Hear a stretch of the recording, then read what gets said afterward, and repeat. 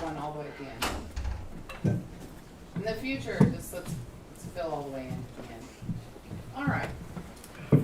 Good morning. Under the rules, the attorneys for both sides are permitted to make their opening statements, which shall consist of a brief statement of the nature of the case that the party expects to prove and the relief sought. Because of the unusual status of this case, I'm going to read a statement similar to the one I read to you yesterday morning. This is information from the court. Plaintiffs Neil Heslin and Scarlett Lewis, the parents of one of the children murdered at Sandy Hook Elementary School, have sued Alex Jones and Free Speech Systems, LLC for defamation and intentional infliction of emotional distress caused by public statements made by Alex Jones and Free Speech Systems, LLC. You are not here to determine if Mr. Jones and Free Speech Systems, LLC defamed or intentionally inflicted emotional distress on Mr. Heslin or Mr. Lewis. The court has already found that they have committed these acts. The jury's job will be to determine what sum of money, if any, would fairly and reasonably compensate Neil Heslin and Scarlett Lewis for the damages they incurred that were proximately caused by Mr. Jones and Free Speech Systems, LLC's conduct, as well as what sum of money, if any, should be assessed against Mr. Jones and Free Speech Systems, LLC as punishment for their conduct. Ordinarily, at this stage of the case, the jury would hear all of the evidence on damages. In this case, some of the evidence will be presented after you decide compensatory damages and will be followed by a second charge of the court, just so you understand what's going on. Now, as I mentioned yesterday, we always begin with the plaintiff. So, Mr. Bankston, whenever you are ready. Thank you, Your Honor.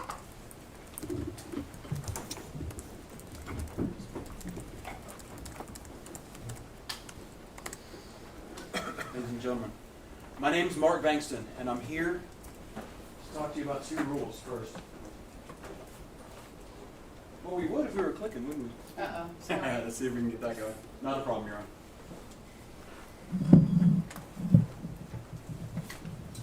There you go, thank you. Like I said, Mark Bankston. I first want to talk to you about two rules. This is the first rule. You can't recklessly tell lies about someone. You can't do it. If you do it, and you cause someone damage, you're responsible. This is the second rule. You can't recklessly tell lies about something important to someone. In this case, like the death of their child. If you do that, you know you're going to cause them harm. You're responsible for that. You're here because those rules are broken. And they were broken in a way in which the world has never seen before. But before we get into that story, you're going to need to understand two things. Who is Alex Jones? What is InfoWars? This is Alex Jones and InfoWars. Alex Jones is one of the country's most popular and most influential media personalities. InfoWars is one of the nation's most popular and widely watched media networks. Now, some of you may be forgiven for not knowing about Mr. Jones or the fact that InfoWars is one of our widely watched news networks. And the reason is because we now live in a world of bubbles. We now live in a world where we all watch different things. We don't all just turn on the news on one of the three major networks and watch it back in like the 1950s. We now live in a world where significant parts of this country get their information from things that other parts of the country would never even see. And over the last decade, Mr. Jones has become incredibly influential over a segment of this country. And the thing about Mr. Jones' business is it doesn't quite operate like most media businesses do. Right? Most media businesses are a bit different than Mr. Jones. Mr. Jones started on radio. Right? That's where he became a big star. But Mr. Jones is one of the first people in this country, of media people, to understand the internet and what it could do. And long before most major media organizations even made their first steps into the internet, in the very early days of the 2000s, Mr. Jones was on the internet. And as a result, he has these radio shows, a live broadcast nearly every day, He has an internet website, Infowars.com, where you can view videos, news articles. And he has a YouTube site, or at least he did until very recently, where he got billions of views on that page. The other thing that's different about Mr. Jones's business is that most media businesses make their money through advertising. And you're going to hear from the evidence in this case that Mr. Jones makes a little money that way. That's how they operate. But the main way that this business operates affects the news they cover. Because what they really do, the primary way the business operates is to sell products. As you see here on the screen in Exhibit 15.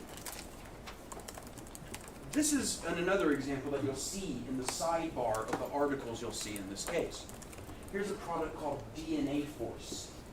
It claims it's going to overhaul your body's cellular engines and protect them from reactive oxygen species. Now, these kinds of products dictate the kind of news that has to be told on InfoWars, because you want to try to attract the audience that will buy these products. So that's what Mr. Jones did. His programming is very fantastical in some respects. In some respects, it's meant to convince you that powerful, shadowy forces in the world are out to get all of us and have put a cloak over reality. And Mr. Jones is going to take that cloak off and show you the real truth. That's what his media network's about. And for the past 10 years or so, Mr. Jones has become very influential. He has gained a position in media maybe unlike any other media figure in this country.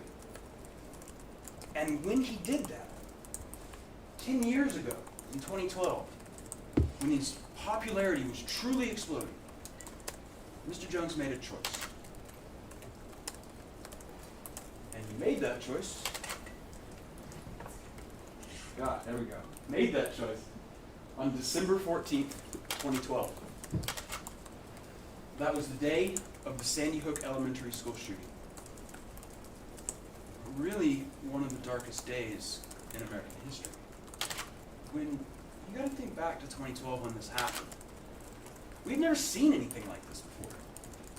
I mean, the idea of someone coming in and slaughtering first graders, we were all of us, in like a collective state of shock over this.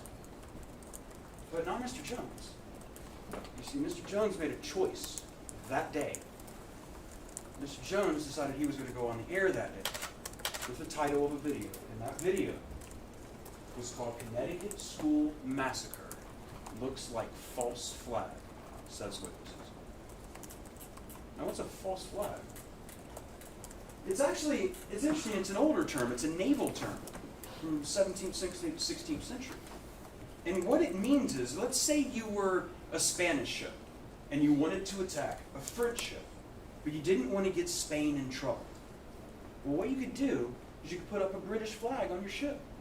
You could fly a false flag. That's what that meant, so that you could attack the French ship without getting Spain in trouble. That's where the term comes from. But in the modern sense, in Mr. Jones's world, false flag now means something very different.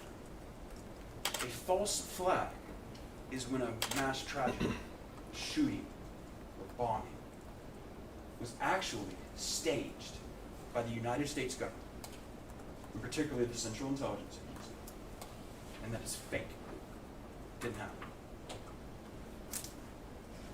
I want to show you Mr. Jones on the day of Sandy Hook, as news was coming in of Sandy Hook. On his broadcast, he called Connecticut School Massacre looks like false flag, says witnesses. And you'll see that Mr. Jones is talking to somebody who has a relative in Newtown, and he's trying to coax out the information to prove that this was a false flag. Let's take a look at that clip. I said, this is the attack. Look, people got to find the clips the last 2 months. I said they are launching attacks. They're getting ready. I can see them warming up with Obama. They've got a bigger majority in the Congress now, in the Senate. They are going to come after our guns, look for mass shootings. And then magically it happens. They are coming. They are coming. They are coming. As you'll come to see, when Mr. Jones says magically it happened, that's sarcasm. Mr. Jones means that it was planned, that it was all staged. That's what he's talking about. And over the next couple of weeks, you will see in this case of the broadcast in 2012, that December, Mr. Jones continually was churning this idea that Sandy Hook was fake. By just 1 month after the shooting, Alex Jones, who would become patient zero for the Sandy Hook hoax, he had created a sensation. And by a month later, he had aired an entire episode entitled, "Why People Think Sandy Hook is a Hoax."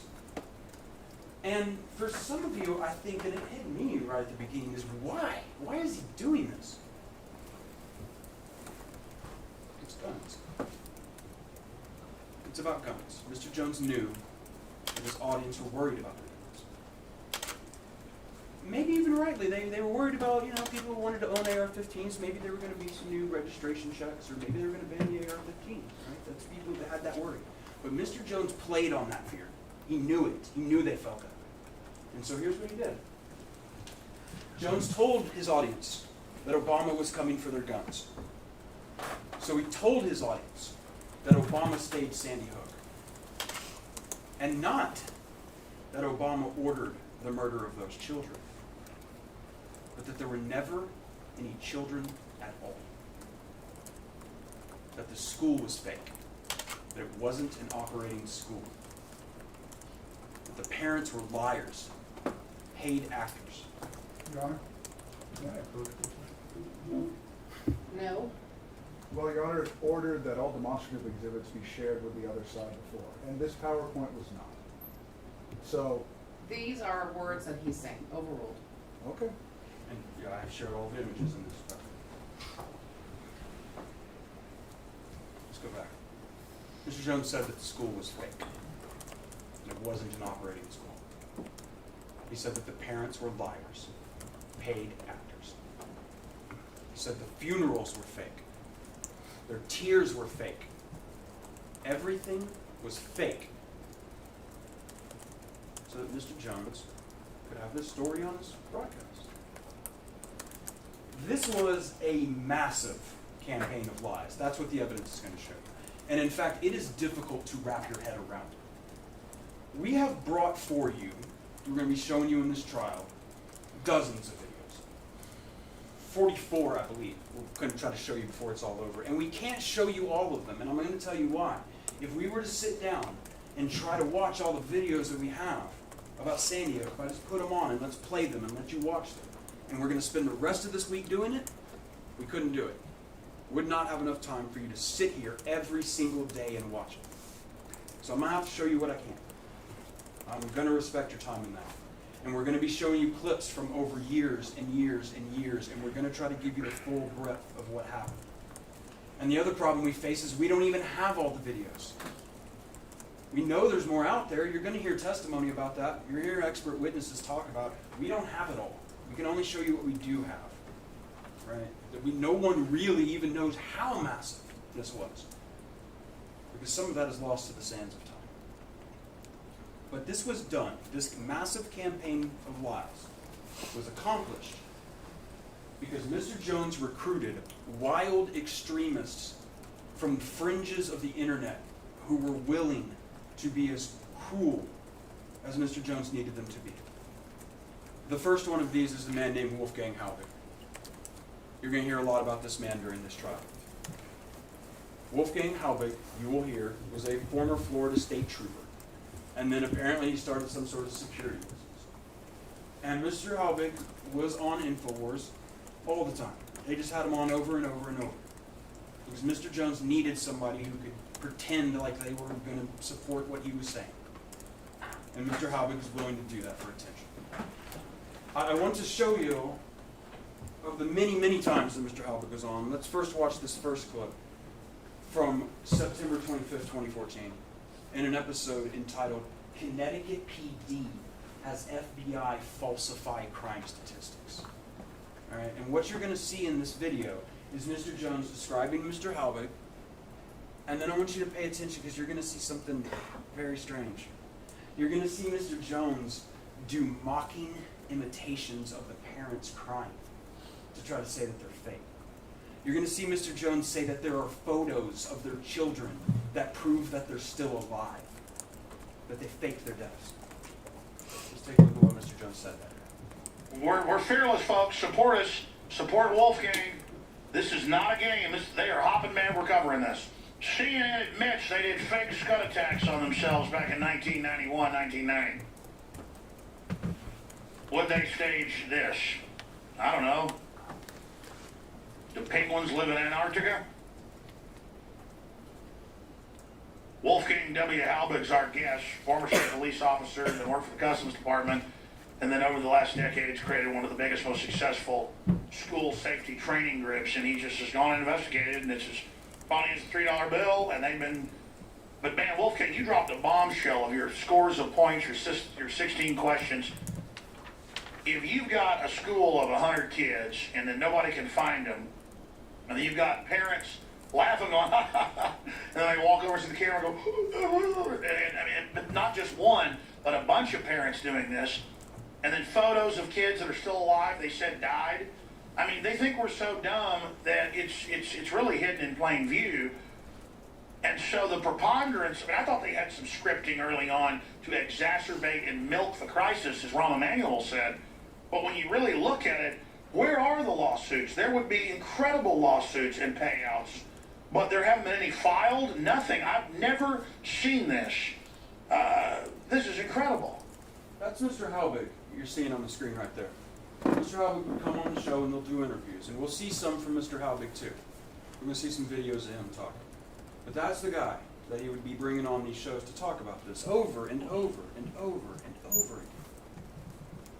The following day, they published this article on Infowars.com. This article reads, FBI says no one killed at Sandy. Now, let's just make this clear. Everyone now agrees. You're going to hear testimony from the author of this article.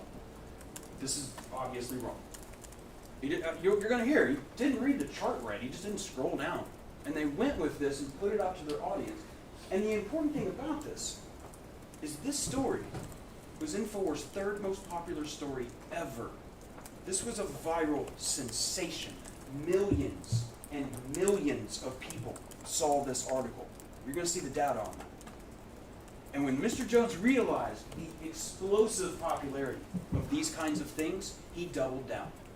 You gotta remember, we're 2 years out from Sandy Hook. No network is covering Sandy Hook anymore. Mr. Jones, though, saw how this was doing with his audience. It became an obsession at InfoWars. You're gonna see that there are parts of Mr. Jones' show. You know, he has his live show, and he has these internet videos he puts up, and he also, he does a radio show.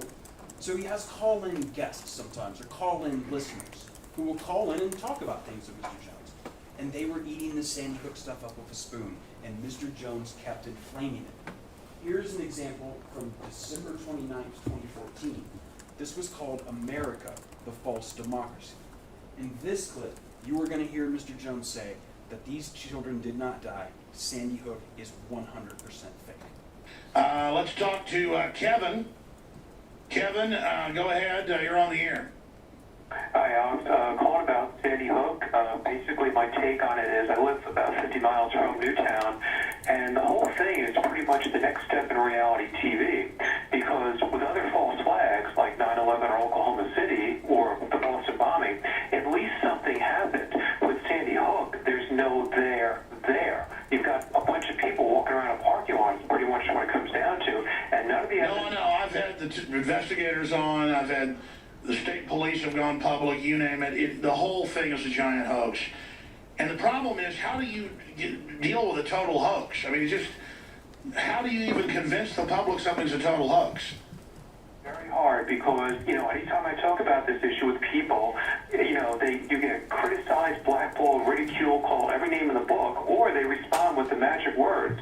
They were saying on TV, there's no statement more proof positive of somebody who's been brainwashed by that stuff, mainstream media, than those words. They were saying on TV. Well, I always tell people the same thing. Go out and prove the official story.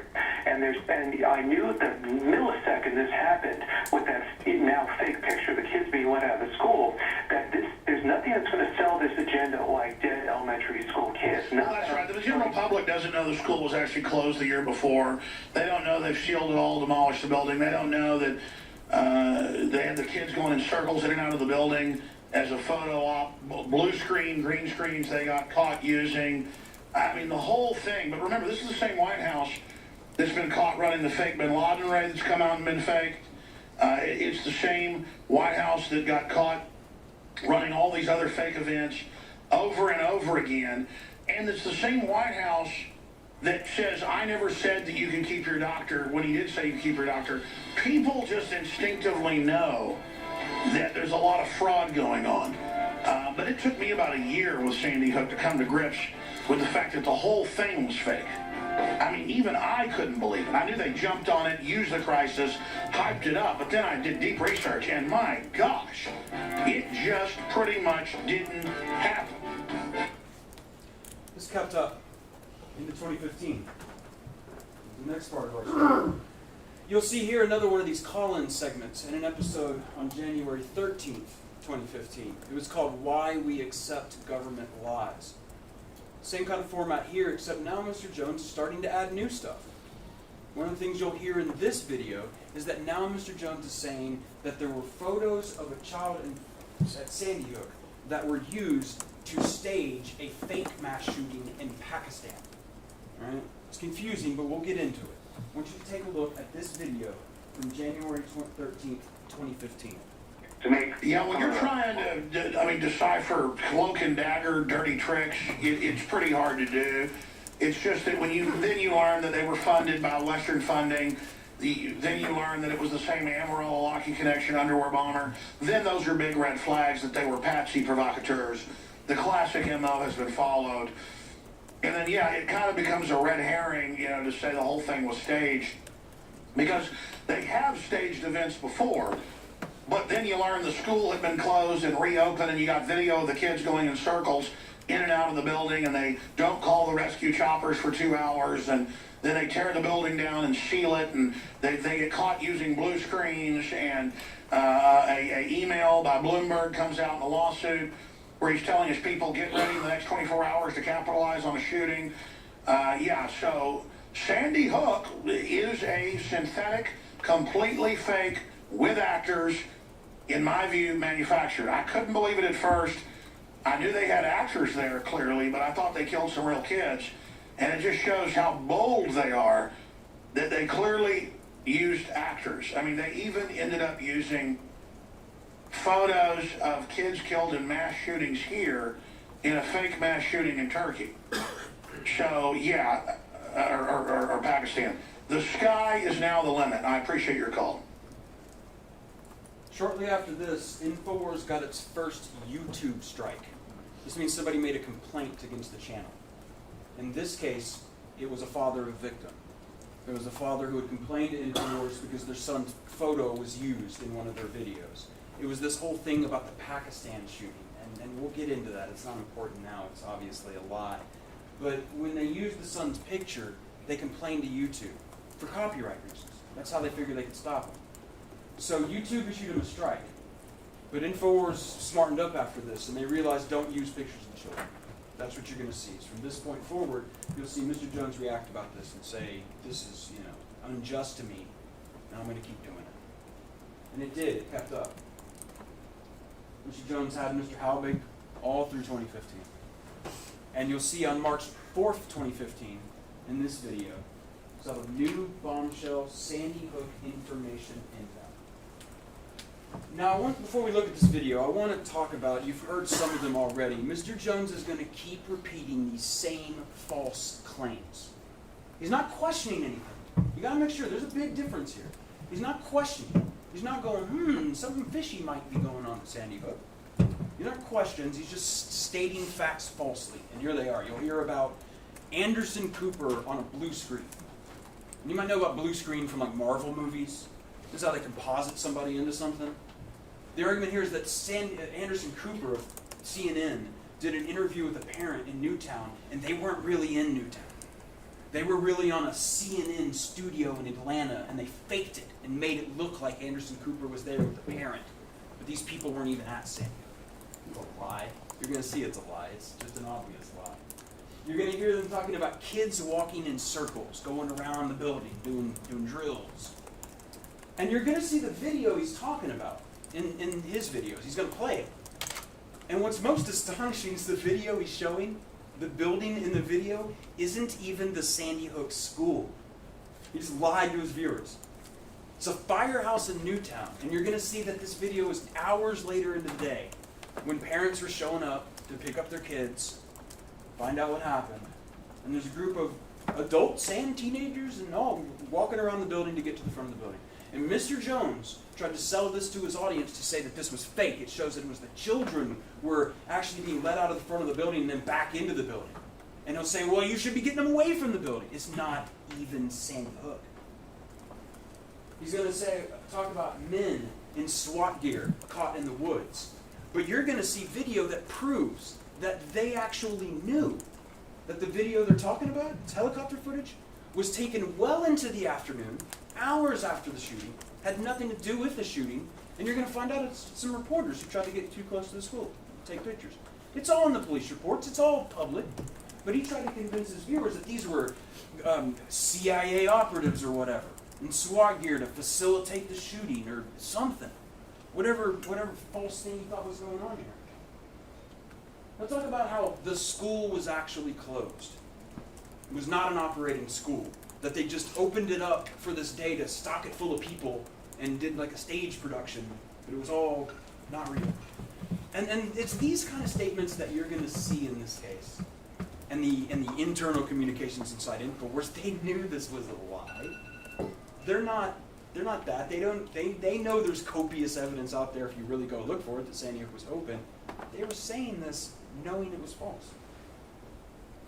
You'll hear him talk about a Michael Bloomberg email the day before. Michael Bloomberg is the former mayor of New York City. And part of what he has done since being mayor is he's been a real big gun control advocate. And they want to have their viewers believe that Michael Bloomberg sent an email to his supporters saying, hey, 24 hours from now, we're going to have a mass shooting. Everybody get ready to mobilize on it. As if Michael Bloomberg had foreknowledge that they were going to fake this shooting. You're not going to see this email because obviously it doesn't exist. It's made up. Just a lie. You're going to hear about rescue helicopters. Why weren't the rescue helicopters called? But you're going to find out Mr. Jones doesn't know where the rescue helicopters were coming from. He doesn't know how close the hospital was to Sandy Hook Elementary. And you're going to hear that those EMS, they would have gotten there way faster than a helicopter from way far away. You're going to hear all sorts of things about the ambulances and the EMTs. He tells his audience that they never even allowed EMTs in the building. And I'm guessing here so you don't have to get the EMTs in on the conspiracy, right? You just keep them out of the building, they'll never know it was all fake. It's garbage. EMTs went in that building, anybody can verify it, it's not hard to figure that out. Most of them have given interviews about what they saw that day. It was the worst day of their lives. You're going to hear about that response that day. And yeah, EMTs were in there. He's going to tell you that they sealed the death certificates and that even owning one is a felony. That's on an InfoWars episode you're going to see. And the truth is, any one of you could right now call up Newtown Clerk and get one for $20. Any of the victims. It's just a lie. You're going to hear him say, as you've already heard him say, that there are photos of the victims who are still alive. This is so disgusting, so repulsive, that I feel silly standing here and telling you that's false. But that's what I have to do in this case. That's where we're at. I want to show you a video of him saying all these things. This is when Mr. Halbert comes on the show again. And let's listen to what Mr. Jones has to say. Mr. Halbig, thanks for coming on. Recap who you are. Recap why you question kind of the top 10 or 15 points that I know are on your website of why this doesn't add up. And then now they're really trying to seal everything when they could discredit us anytime they wanted to. Just tell us why Anderson Cooper's nose disappears, why it's blue screen. Just tell us why the people are walking in circles in and out of the building. It appears to be staged. Tell us why they said they didn't catch somebody in the woods when they did. Tell us why the school was closed before and then after, why they've sealed it all, why they've now torn it down. Tell us why Bloomberg sent an email to his people the day before saying, get ready to launch an operation to capitalize on the mass shooting. Tell us why you didn't launch the emergency helicopters. Tell us why the ambulance was parked for an hour down the road. Tell us why this appears to be as phony as a $3 bill. Wolf K, thank you for joining us. And you'll notice these aren't questions. Tell us why this happened, because it did happen according to Mr. Jones. It'd be like if somebody came up to you and said, tell me why you're a thief. Tell me why you're a liar. Tell me why you're a murderer. It's not a question. That's not what Mr. Jones was doing. You're going to see that by November 2015, there was more people getting involved in this. As I told you, Mr. Jones was recruiting wild extremists from the fringes of the internet. One of those gentlemen was a man named Jim Fetzer. Jim Fetzer, InfoWars helped distribute his book, Nobody Died at Sandy Hook. Jim Fetzer was a former professor who, in his twilight years, started doing things like this and wanted his stuff featured on Mr. Jones' show. And InfoWars wanted to help him. And you're going to see the internal emails in which InfoWars helps him distribute this book, this horrific book. The next month, it's important to know that at least a couple of people inside of InfoWars knew what was happening was wrong. They knew it. They didn't just know it, they warned him. Editor-at-large Paul Watson, the editor-at-large of the company, warned Mr. Jones in writing. Now, I know that's probably hard for some of y'all to see, so I'm going to read this to you. There's an email you will see. This is from Paul Watson, the editor at InfoWars, to Buckley at InfoWars, who's another managerial employee, and Anthony at InfoWars, who you'll hear is another managerial employee. And he says, sent this to Alex. He says, this Sandy Hook stuff is killing us. It's promoted by the most batshit crazy people, like Rince and Fetzer, who all hate us anyway. Plus, it makes us look really bad to align with people who harass the parents of dead kids. It's going to hurt us with Drudge and bringing bigger names into the show. Plus, the event happened 3 years ago. Why even risk our reputation for it? And when he's talking about Drudge, some of you will probably know he's talking about Drudge Report, a website that compiles news links. And if a media organization gets featured on Drudge, it gets a lot of traffic. So Mr. Watson wasn't so much concerned about the morality here. He was concerned it's going to make us look bad, and it's going to hurt us with Drudge. This is about money. This is about the bottom line, what he was trying to get Alex Jones to see. And Mr. Watson had very good reason to be alarmed. Not just because of the things that were being said on InfoWars and the things that were being written, but what Mr. Jones was doing on top of it. And one of those things was sending his reporter to Newtown, Connecticut. And what you're going to see is that this reporter, Dan Badandi, who we will find out is a former professional wrestler, he went to Newtown and confronted people in Newtown. I want to show you a video of that. This is going to be Mr. Badandi following around Newtown city officials. And I want you to hear what he says to them. What's this guy's name again? He's with criminal walking on that down a walkway. And it's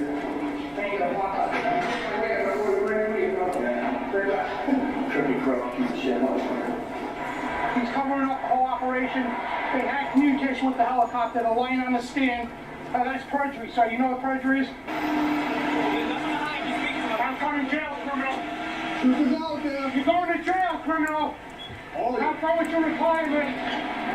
And you, sir, defending criminals. How do you feel about that? You know, this guy here is somebody out of Central Casting, up Playa. This is the exact person that they would hire to represent criminals, folks. The Sandy Hook truth is coming out. You people are going to jail. You can smile all you want. You're going to jail for fraud. Plain and simple. Oh, you look at his credentials, Dan Badandi, Infowars.com, the #1 alternative news source in the world. Live right on here. What do you have to say about defending criminals? You're a bunch of frauds, a bunch of criminals. Enjoy your Federal Reserve notes now, scumbags. I see those people, folks, that cover up Sandy Hook. Sandy Hook was an inside job. Now think about about this is that I think you can tell from this video, Mr. Badandi, that reporter, he probably believes this stuff. I mean, he's being, Mr. Jones used him just as much as anybody. This poor guy, not maybe, you know, not the sharpest thinker sometimes, maybe believes this. Mr. Jones doesn't. He was happy to have this happen, and you will see that these videos are featured on InfoWars where they bragged about scaring the people of Newtown. And it wasn't just editor Paul Watson warning Mr. Jones. The warnings came not only from InfoWars employees. Mr. Jones and InfoWars was warned by their viewers that what they were doing was wrong. And you're going to hear about people who are online debunkers. People who were so horrified that they felt they wanted to make it their duty to try to debunk and disprove the things that InfoWars was saying. And those people also contacted the company and let them know in no uncertain terms the potential legal consequences from where this was headed. That happened. But it didn't matter. It didn't matter that they warned them, told them that what they were doing was wrong, told them that what they were doing was false, because InfoWars already knew that. They already knew they were lying. They knew it was false. Here's the thing. You're going to see that you're going to hear testimony from the company that they admit they received a huge volume of emails from Wolfgang Halbig and Jim Fetzer that were crazy. And they knew that. And they admit it. And you're going to hear that they knew that Halbig and Fetzer and others were harassing the parents. And they didn't care. Didn't bother them in the slightest. This kept up into 2016. And one of the things that you might remember about 2016 is the 2016 presidential election. Mr. Jones became a major topic during that election. Some of you may remember, in fact, that Mr. Jones' lies were discussed by Clinton in her campaign speeches. Mr. Jones didn't like this. Mr. Jones fashions himself as a political enemy and rival of Hillary Clinton. And when she said this about him, he was mad, and he decided to respond. So he released a video on November 18, 2016, and it was called his final statement on Sandy Hook. It was not his final statement. It was very, very disturbing.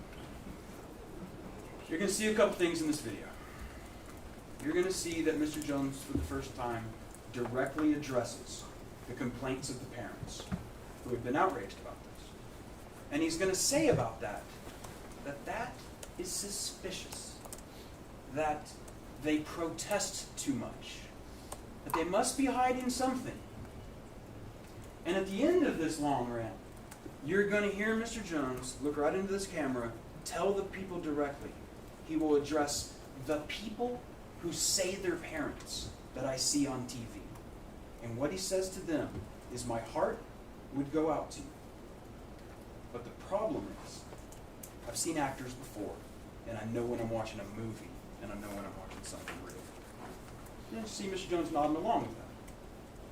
You'll hear him say And why should anybody fear an investigation if they have nothing to hide? In fact, isn't that in Shakespeare's Hamlet? Methinks you protest too much. So here is my statement for the media when they call up, saying, where do you stand on this? Where I've always stood. When there were other mass shootings, I would simply point out that they're very rare statistically, and why should we all give up our rights because some other bad person does something? A guy with a car runs over 50 people. Do we ban driving cars? It's the same thing. And there have been other instances of shootings that are very suspicious. Aurora is one. Just look into that. But this particular case, they are so scared of investigation. So everything they do basically ends up blowing up in their face. So you guys are going to get what you want now. I'm going to start reinvestigating Sandy Hook and everything else that happened with it. I'm Alex Jones signing off from InfoWars.com. If you're watching this transmission, think for yourself. I know it's a thought crime. And then ask yourself, what is it so strange about Sandy Hook and that tragedy? But I will say this, finally, my heart does go out to all parents that lose children, whether it's to stabbings, or whether it's to car wrecks, or whether it's to stranglings, or whether it's to blunt force trauma or murder, firearms, whatever the case is. I'm a parent, and my heart goes out to all parents that have lost children in these tragic events. And so, if children were lost in Sandy Hook, my heart goes out to each and every one of those parents and the people that say they're parents that I see on the news. The only problem is I've watched a lot of soap operas, and I've seen actors before. And I know when I'm watching a movie, I know when I'm watching something real. Let's look at the Sandy Hook. This man knew that the parents of murdered children were emotionally distressed, outraged, grieving. And he looked straight into that camera and he said, the only problem is I've watched a lot of soap operas and I've seen actors before. And I know when I'm watching a movie and I know when I'm watching something.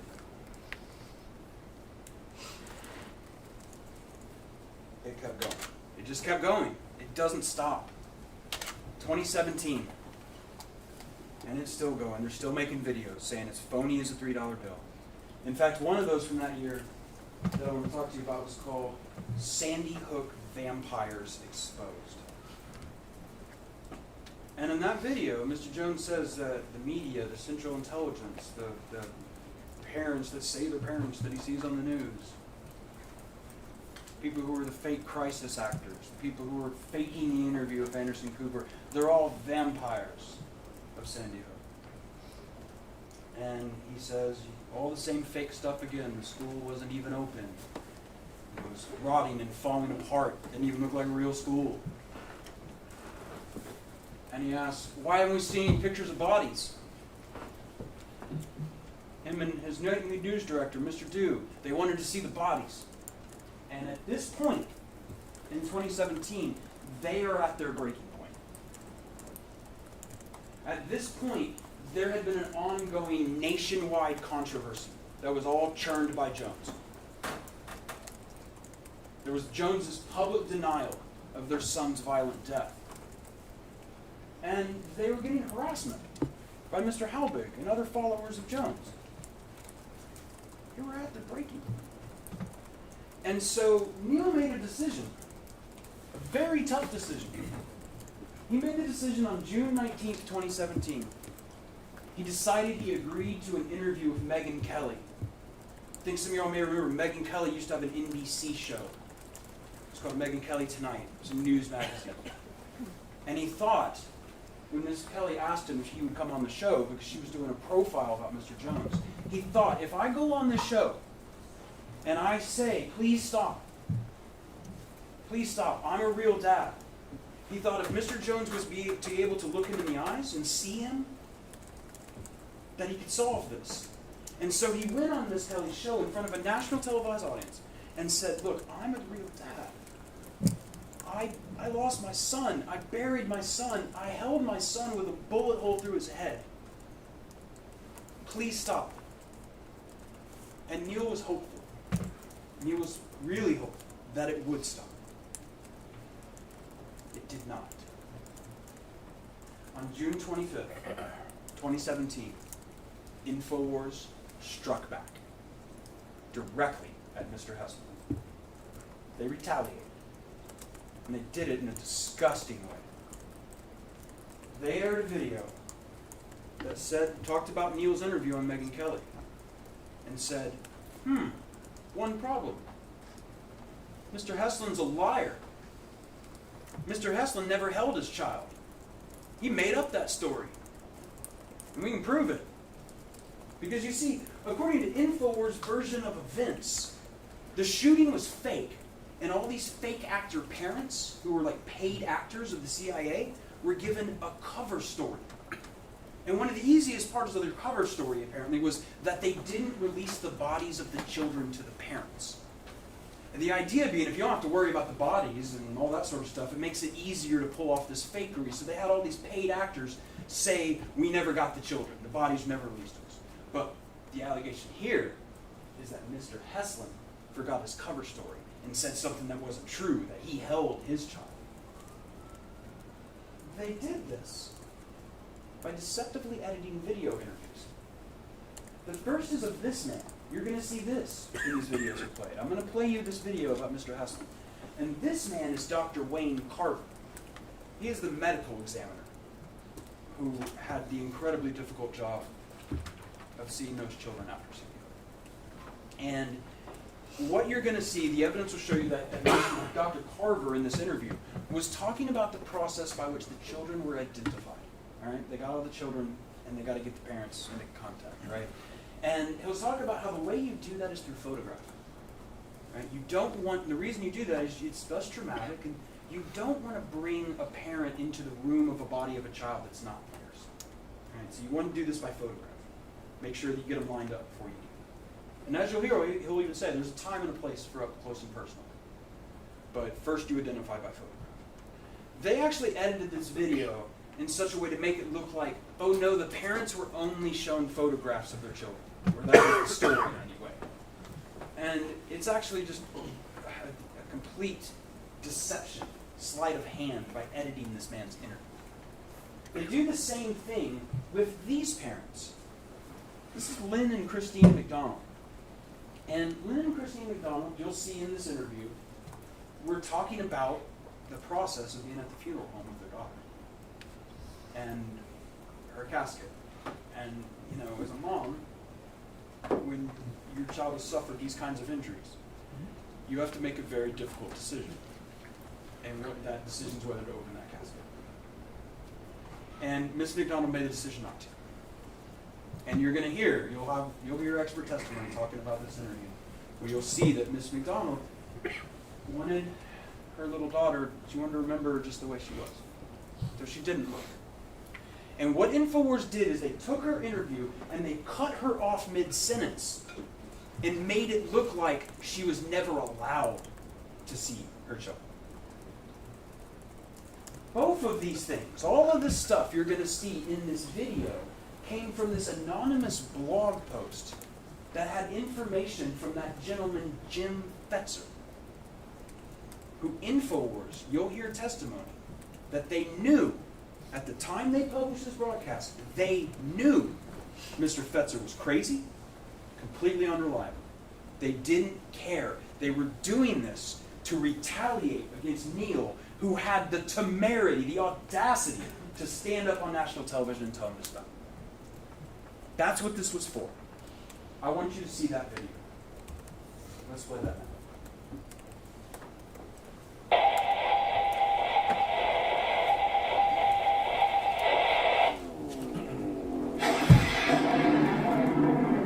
So folks, now here's another story. You know, I don't even know if Alex knows about this, to be honest with you. Alex, if you're listening and you want to, or if you just want to know what's going on, Zero Hedge has just published a story. Megyn Kelly fails to fact-check Sandy Hook father's contradictory claim in Alex Jones' hit piece.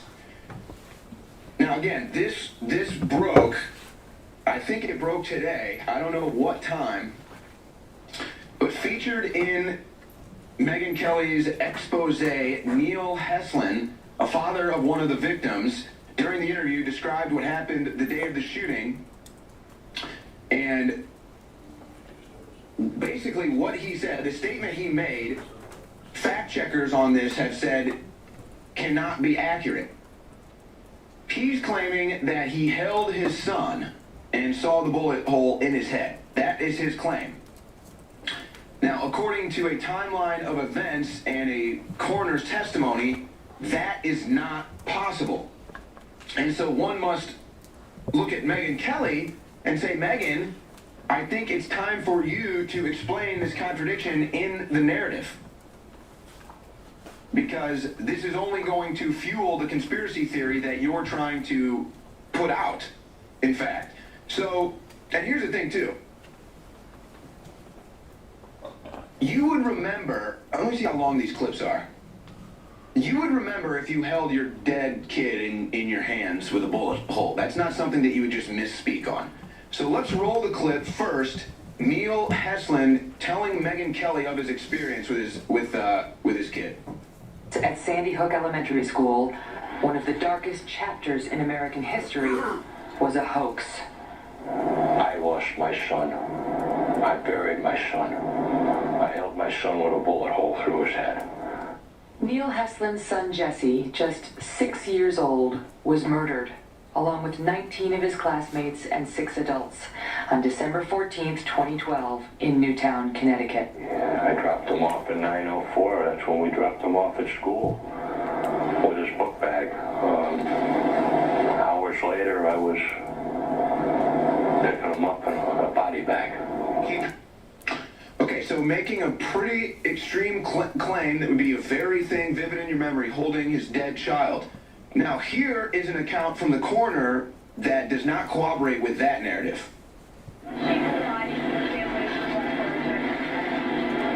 We did not bring the bodies and the families into contact. We took pictures of them, of their facial features. You have, it's easier on the families when you do that. There is a time and a place for up close and personal in the grieving process. But to accomplish this, we felt it would be best to do it this way, and you can sort of you can control the situation depending on your photographer, and I have very good photographers. It's got to be hard not to have been able to actually see her. Well, at first I thought that, and I had questioned maybe wanting to see her. Okay, so just another question that people are now going to be asking about Sandy Hook. The conspiracy theorists on the internet out there that have a lot of questions that are yet to get answered. I mean, you can say whatever you want about the event. That's just a fact. So there's another one. Will there be a clarification from Heslin or Megyn Kelly? I wouldn't hold your breath. So now they're fueling the conspiracy theory claims. Unbelievable. We'll be right back with more. The man you just saw, his name is Owen Schroyer. He's another media star at InfoWars, sort of Mr. Jones' protege. And what you just saw there was a manufactured, fabricated lie, specifically engineered and calculated to hurt Neil Heslin and Scarlett Rose, to retaliate against Neil for daring to speak out, proposing any sort of resistance to Mr. Jones' years of cruelty. They struck back against him. And it didn't end there. Right? Now Neil and his family had been introduced into the Sandy Hook conspiracy. They were a key part of it now. They were a focus of this lie. And it didn't end. A month later, you're going to see that there was significant controversy over this video you just saw. And Mr. Jones, a month later, doubled down and defended it. He got on a show, he played that entire video again, and then he said this. He said, that was a month ago. He, meaning Mr. Schroyer, had said, I wouldn't hold my breath looking for a response. We've not seen a clarification. Mr. Jones then said, the stuff I found was they never let them see their bodies.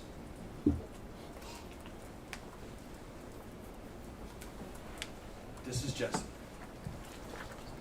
And the thing that I think is really important to understand about Neil and Scarlett's state of mind when this video came out is, obviously Neil is talking about the last moments he spent with his little boy. And Alex Jones came along and he took that memory, that rather beautiful memory, and he ruined it, and he tarnished it, and he made it ugly.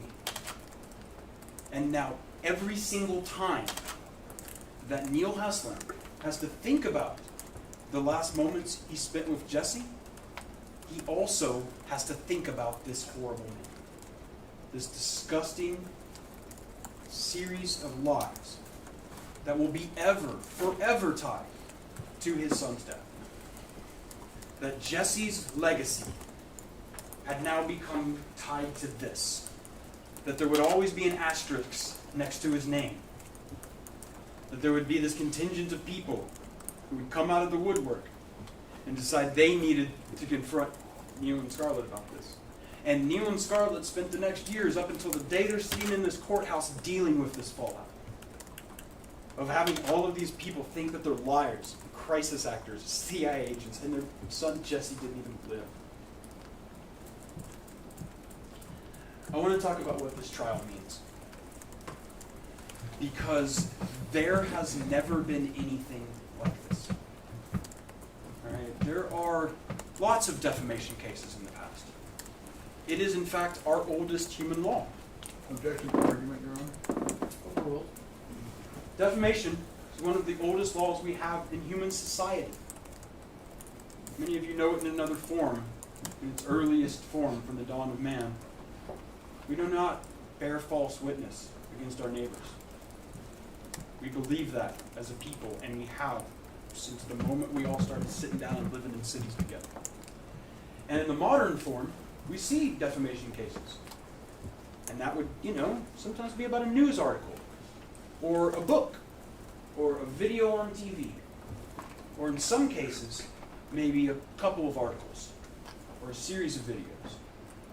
But never in the human history of defamation has somebody for 10 years, over and over and over, to a global audience, harassed, lied, and attacked the parents of murdered children for 10 years, causing huge portions of this country and indeed the globe to doubt them and their story. It has never happened.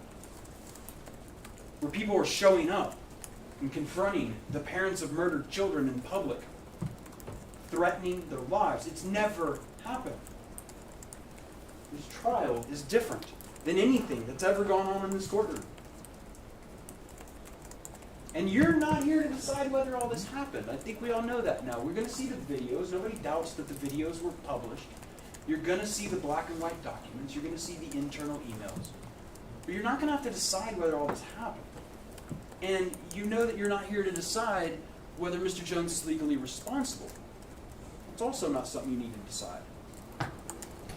And this also has nothing to do with the Constitution, because defamation is not protected by freedom of speech. Okay? We decided that long ago as a people. It actually recalls some of the words written by our old Chief Justice, William Rehnquist, the former Chief Justice of the United States. And he wrote in Hustler versus Falwell. Your Honor, same objection to argument. I'm going to allow it, but make sure you... It's very brief, Your Honor. Okay. So overruled. In Hustler versus Falwell, Justice Rehnquist said this: false statements of fact are particularly valueless.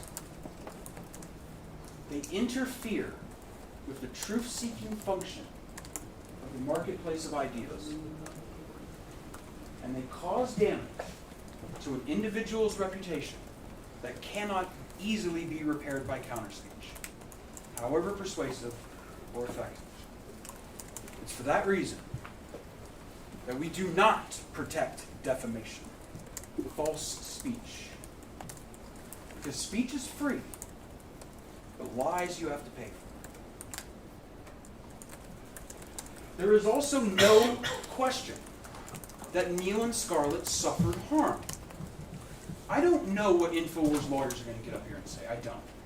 But one thing I know they will not tell you is that Neil and Scarlett weren't harmed by this. That's not going to happen. They won't tell you that, because we all know that happened. And the testimony will show that Free Speech Systems admits that its conduct harmed the plaintiffs. They'll admit what they did to these parents' grieving process. They'll admit it. They just don't care. And they do not believe that they should have to pay anything beyond $1 for it. They think that the pain that they admit that they caused has no value. None. They're going to stand up here after the things that you've just seen admitting that they did wrong, admitting that they caused the harm, and they're going to have the absolute gall to say, give them $1. That's what they're going to do. You have 2 tasks. There's 2 things you got to do while you're in this courtroom. The first task is how much money should Neil and Scarlett be paid for the harm Mr. Jones has caused. The second thing you're going to have to consider is how much money will it take to punish Mr. Jones for his actions. That's it. Those are the only 2 things you're here to do today, or through this trial. And I want to talk really briefly about the burden of proof for doing that, because that came up a little bit during jury selection, and you'll notice they use this term, preponderance of the evidence. And ever since I came out of law school long ago, I do not know why we use words like that. That is dumb. Why do we talk that way? It really, because there's such an easy way to say it, and I think everybody in the courtroom will agree with me, the defense counsel will agree, that what preponderance of the evidence means is a fact more likely true than not true. Just a slight tipping of the scales. If you think you could flip a coin flip and it's better than those odds, that's more likely true than not true. And that's how we decide things in a civil court. Obviously, most of the things, like about whether he did something wrong or whether these videos are published, you won't have to decide that. So this actually isn't going to be that difficult in this case, because the evidence that you're going to see is going to fill up that scale you see that's pushing down. It's going to weigh it way down, because what goes in that part of the scale is the harm to Neil and Scarlett. And the evidence of that is overwhelming. You're going to be hearing a lot about it. You see, Mr. Jones knew that his lies would damage Neil's reputation. He knew that. He knew that if he cast Neil and his family into the middle of this Sandy Hook lie, that millions of people across this country were going to believe it, that they were going to harass these people, that their lives are going to get more difficult. Not because of what was going on in their minds, but what was going on in the minds of the millions of people who saw this. He knew that damage would happen. He doesn't care. Thinks it's worth $1. What I want you to remember about this is this number. 24%. You are going to hear expert testimony in this case. That will tell you that that number, 24%, at the time all these events were happening, is the percent of people in this country who believe that Sandy Hook was either definitely or possibly staged. 1 in 4 Americans. And you're going to hear expert testimony that Mr. Jones was the only voice of any importance whatsoever, the only commercial media figure at all to spread these lies. That these were things that were confined to the weird corners of the internet, bizarre Facebook groups and weird little YouTube videos and these crank professors writing their anonymous blogs. Nobody with millions and millions and millions of followers. Right? Nobody was doing it. It was Mr. Jones. And you're going to hear expert testimony that Mr. Jones and his conduct is the nearly exclusive driver of this. That as Mr. Jones put that out and his followers put that out, and it spread like a virus through the internet. And you're going to hear how, had it not been for Mr. Jones, this number would be trivial, because it would have never gone beyond the most crazy places on the internet. And you're going to hear how for 10 years, Mr. Jones's lies have inspired his guests to harass Neil and Scarlett. That's something you're going to hear. You're going to hear how guests and viewers who believed Mr. Jones' lies contacted Neil and Scarlett at home, that they accosted them in public. They harassed them online and by telephone, and that they threatened their very lives. Mr. Jones knew that his lies about Jesse's death would cause severe emotional distress to Neil and Scarlett. He didn't just knew it, he intended it. Intended to inflict emotional distress. This was his goal. It wasn't that he committed an accident. It wasn't that he was just not careful. He intended to hurt them, and now he wants to pay $1. But for 10 years, Mr. Jones has robbed Neil and Scarlett of the time they needed to heal over the violent death of their son Jesse, because Mr. Jones wanted to sell more of his products. That's the reality. You're going to hear how Mr. Jones's lies caused Neil and Scarlett to get stuck in loops of negative thinking about Jesse's death. Right? And what we mean by this is when your thoughts don't have an off switch. You're going to hear expert psychological testimony, medical testimony from medical experts, that what this is called is forced rumination. Rumination is obsessive thinking about a tragic situation when it interferes with your normal function. And that's what was happening to Neil and Scarlett over the past 10 years.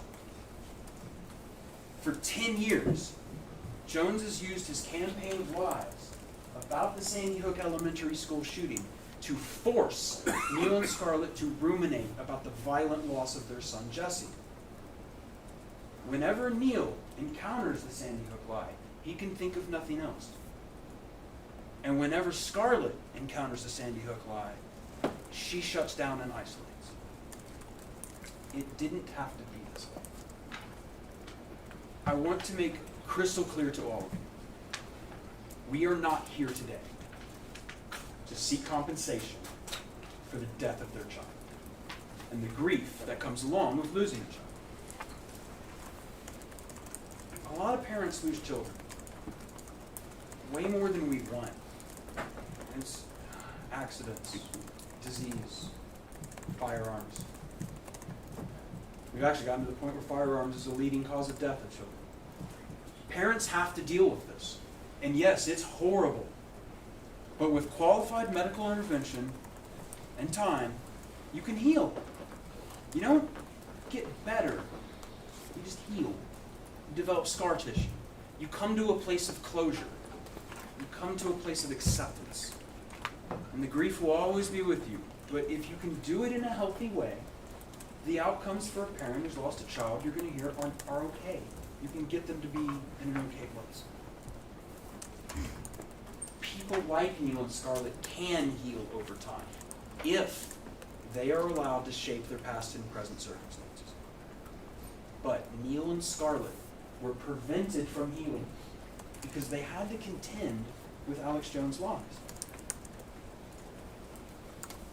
Dealing with this conspiracy of lies for 10 years put a lot of life stressors on Neil and Scarlett, which led to a substantial decline in their well-being and caused them to continually suffer aggravated mental anguish. That is what you will hear from a medical professional, psychological professionals are going to tell you this. And that's one of the other things you're going to compensate for in this case. We talked a lot about mental anguish yesterday, but it's that and the reputation, right? It's about what went on in their minds. That's the mental anguish. But in the millions of other people's minds, that's the reputation damage. Both of those things happened to Neil and Scarlett. That's not the only thing you're going to have to consider. You're going to hear evidence over the next coming days that relates to the things you'll need to consider for punitive damages. And as we talked about, these are the damages designed to punish the defendant and also to deter, to convince every other media organization that if they go down this path, if they try to copy Mr. Jones's formula, it will not be a good thing for them. Hopefully, this trial will be able to deter and prevent any other media organizations from following the same cruel path. Because what you have to remember is that Mr. Jones, for 10 years, intentionally lied that the shooting was fake or a government-led plot. When I say 10 years, it's because I want you to understand this hasn't stopped. Bringing this lawsuit did not solve this. You can look at what Mr. Jones has said afterwards, and you can see inside of his mind and know how malicious he was, because he is still saying Sandy Hook is synthetic. I want to show you a video from October 1st, 2021, just last year, in which Mr. Jones says that, you know what? my original instinct was right. You know, at first I thought it was fake, then I thought maybe it's real, and now, he says, seeing how fake and synthetic everything is, maybe I was right. Maybe Alex Jones is always right. That's what you're about to hear him say. I want to show you this video from October 1st, 2021.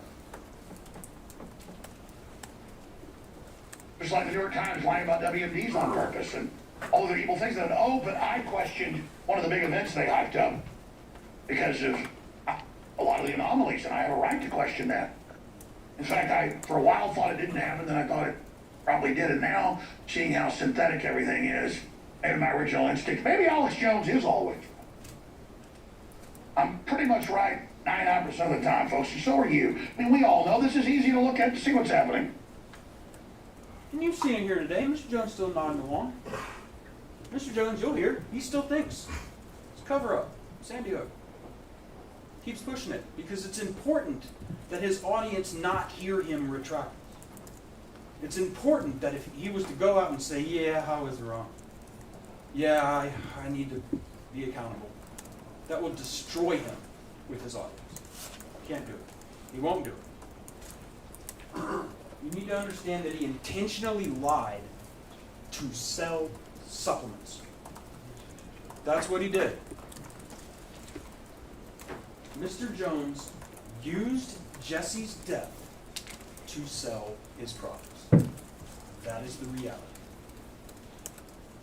And Mr. Jones retaliated against Neil for speaking out. Mr. Jones told the world that Neil was lying about holding Jesse's body. Because Mr. Jones will do or say anything to protect his ability to profit off his lies. This is a case about creating change. You have the power to stop this from ever happening again. You can put an end to these lies by punishing Alex Jones. You can make that part of Jesse's legacy. You can make Jesse's legacy this trial, in which he can hopefully, Jesse's legacy, can prevent this from ever happening to another family, to another set of victims. That can be Jesse's legacy. But just as importantly is compensating Neil and Scarlett for the harm that they suffered. And I remember when we were talking in jury selection, when my partner, Mr. Ball, was talking to me. A lot of us were talking about how it's difficult to wrap your mind around something abstract, like mental anguish, reputation damages. And I know one of the things you're going to find out, that's why we all are for. We're going to tell you everything we can. We're going to give you all the instructions we can. We're going to show you all the evidence. But it's going to be up to you. And one of the ways that I think, right now, obviously I'm just an opening statement. I can't show you everything. But one of the things I think you should think about, a number you should keep in mind, something to help wrap your head around this level of damage, is this number, that 24%. The number of people in this country who believe that Sandy Hook was definitely or possibly staged.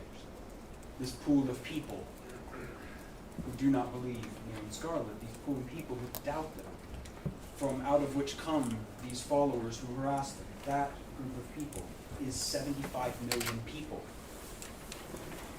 And we would submit to you that a fair measure, analysis of the level of harm that was done to Neil's reputation out of all of this is $1 for every one of those people. Just $1. 75 million. And we would submit to you, too, that the emotional damage that was done to Neil and Scarlett, which you will hear through medical experts, we'd submit to you that that is at least as valuable as what happened to their reputation. At least. In this case, that has never had anything like this ever happen before. Another 75 million.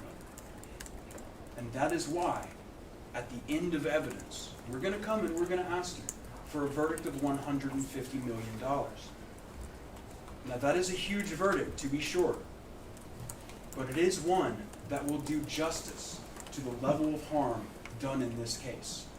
Harm that was done to the parents of grieving parents of murdered children who have had to endure for 10 years the most despicable and vile campaign of defamation and slander in American history.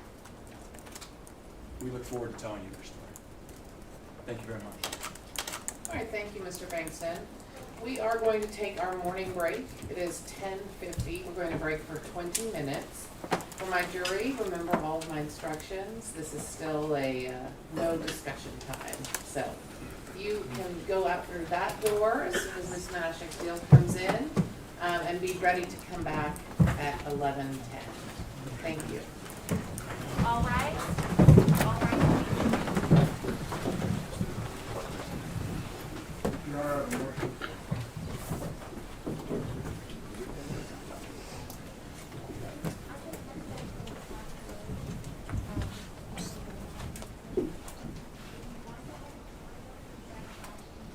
And just whoever is last, make sure you shut that door behind you, please. Thank you.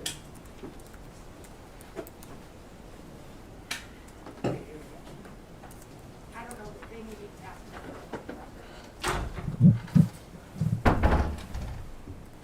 All right, you may be seated. Yes, Mr. Reynolds? At this time, the defense would move for a mistrial based on a violation of the Civil Practice and Remedies Code, Chapter 31.0011. Mr. Bankston's opening statement squarely put before the jury content that the Civil Practice and Remedies Code that the Texas legislature says should not be in an opening statement in the first part of a bifurcated trial, and therefore we'd ask for a mistrial. All right, well, this is not, as we have discussed at length, a traditional bifurcated trial. The only element, the only issue, and the only type of evidence that is bifurcated is the evidence on Mr. Jones and Free Speech Systems' net worth, which was not discussed in the opening statement. The motion is denied. Thank you, Your Honor. And just a reminder that we'll need to take up a quick thing about a board here. That's fine. If I stand up, everybody stands up.